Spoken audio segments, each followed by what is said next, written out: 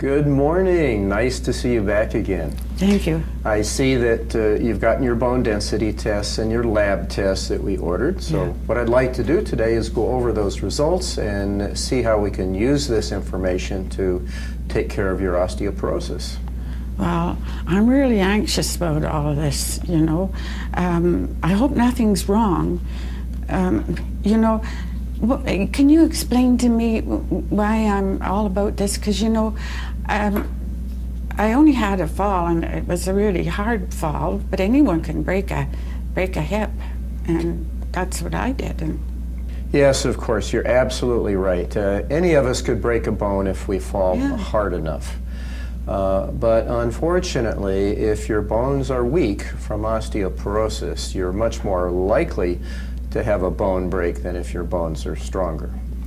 So you were fortunate enough after your hip fracture to have a visit from an osteoporosis education nurse in the hospital. Yeah.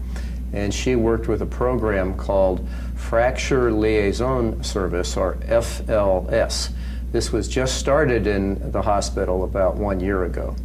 And the purpose of this program is to visit people who have had a fracture and try to determine what the risk of osteoporosis is and get you started on the road to getting checked out and help us to find out how we can best treat all of this to reduce your risk of future fractures.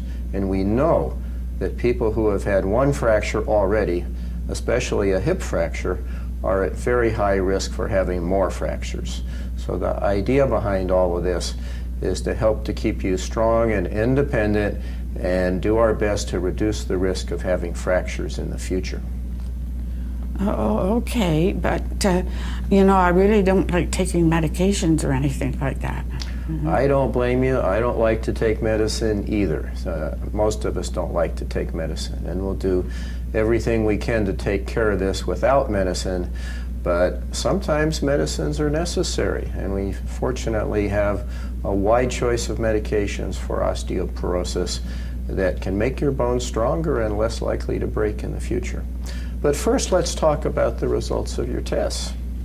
Now, you had a bone density test. Yes. And we use that test to measure the density of your bones, and we report that in terms of something called a T-score.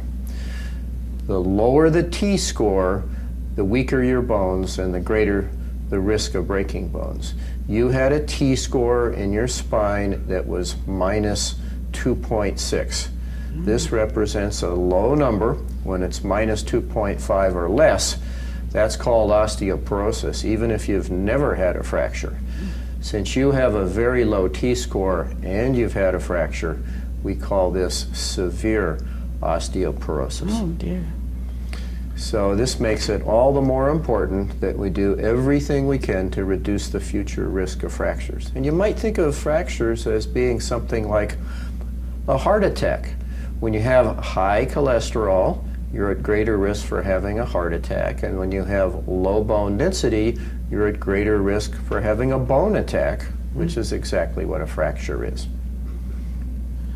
So we also did some lab tests on you, so why don't we go over the results of the lab tests. The purpose of the lab test was to help us decide if there's anything going on causing your osteoporosis that we didn't already know about, and also to help us decide what medicine might be the best and the safest if we do need to take medicines.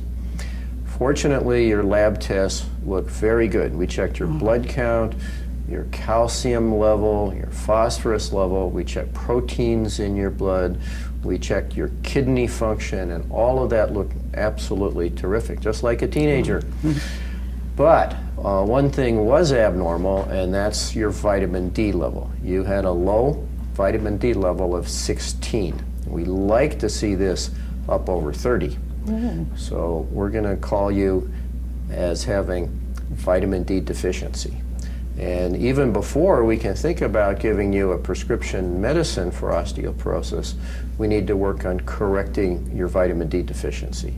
Fortunately, it's very easy to do. You can take over-the-counter vitamin D3, about 2,000 international units per day. It's a little tiny pill. You just take it once a day. It's very inexpensive. And over the course of several months, that can correct your vitamin D deficiency and get that number back up where it belongs to be. I really don't like taking pills. They, make me feel bloated. Well, it's true. There are some osteoporosis medications that can cause upset stomach and heartburn and sometimes bloating.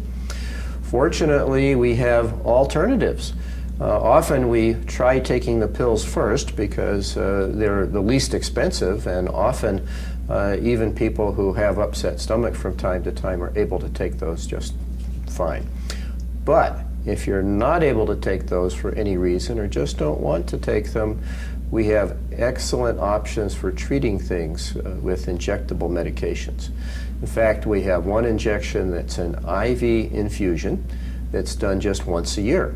So you come into the office once a year, we start an IV, we drip the medicine in over about 15 or 20 minutes, you get up and go, and you're done for the whole rest of the year. It's important, though, throughout that year that you still take good care of yourself, that you take enough calcium, take enough vitamin D, keep yourself strong by being physically active, and work on your balance so that you're not falling down.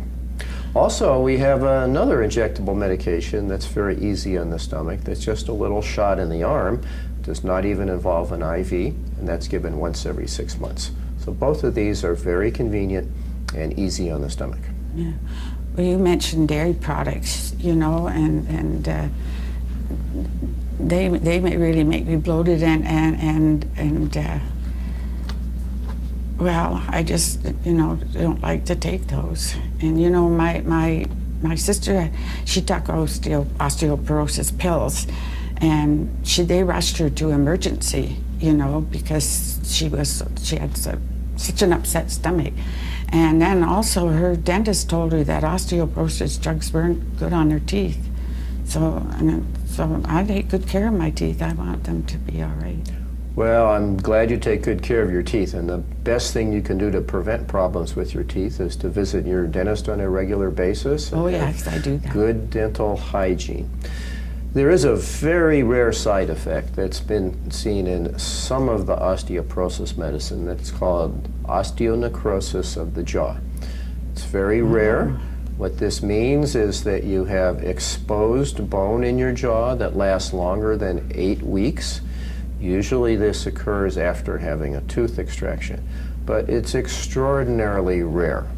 The chances of that are far less than the chances of other things that more commonly occur in your life, such as the chances of getting into a fatal car accident from driving around town. That's much higher than the risk of getting osteonecrosis of the jaw. Well, you mentioned these injections, and you say they last 6 months to a year. What if I had, side effects from that? Would that last 6 months to a year? Well, good question, and a lot of people are concerned about that, but fortunately that just hasn't been seen.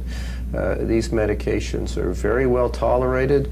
They're not only easy on the stomach and work well, but side effects are unusual, and generally if there is a side effect, it goes away fairly quickly.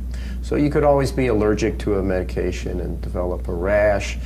Some people feel dizzy or lightheaded after getting an injection, but most people do just fine with both of these.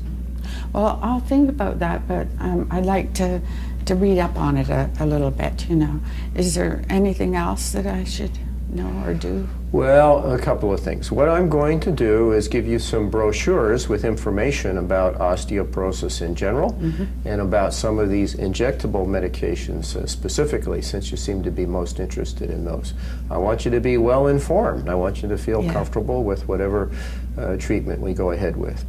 And finally, in addition to thinking about medications to make your bones stronger, I want you to be as strong as you can be so that you're less likely to fall down. So what we need to keep on working on is your strength and your balance. Oh yeah, should I guess work on my balance a little bit.